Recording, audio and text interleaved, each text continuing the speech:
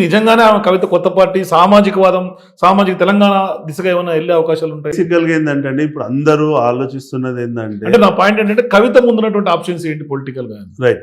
So కవిత ముందున్న ఆప్షన్స్లలో ఒకటి తను బీజేపీలో జాయిన్ అవుతుందని ఒక చర్చ, లేదంటే కాంగ్రెస్లో జాయిన్ అవుతుందని చర్చ, లేదంటే కొత్త పార్టీ పెట్టుకుంటుందని చర్చ.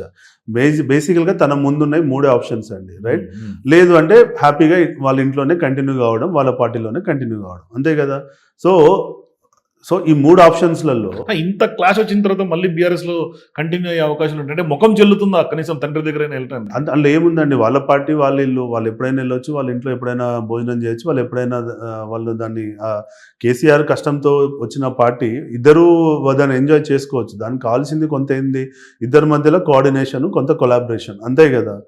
రైట్. కమింగ్ టు బహుజనవాదం అనే విషయానికి వచ్చినట్లయితే తను పార్టీ పెట్టి ఇవాళ సక్సెస్ కాగలుగుతుందా అనేది మనం ప్రశ్నించుకోవాలి. సో బేసికల్గా రాజకీయ ఎజెండా ఎత్తుకునే ముందు మనం దాన్ని ఫిట్ అవుతామా, మన స్థాయా, మనం అంతకుముందు చేసిన హిస్టరీ ఏంటి, దానికి ఏమన్నా క్రాస్ ఫైర్ అయ్యే ఛాన్స్ ఉందా అని ఇంత డీటెయిల్డ్గా వర్కౌట్ చేసుకొని మనం ప్రజల్లోకి వెళ్తే న్యాయం జరుగుతుంది. సో తను గన్ను పెట్టి ఎవరినో కాలవాలనుకుంది కానీ తనే కాల్ చేసుకుంది అన్నది ఇది క్లియర్. ఇందులో కవిత మిస్ఫైర్ అయింది, అంతే మిస్ఫైర్ అయింది. అది దెర్ ఇస్ నో డౌట్.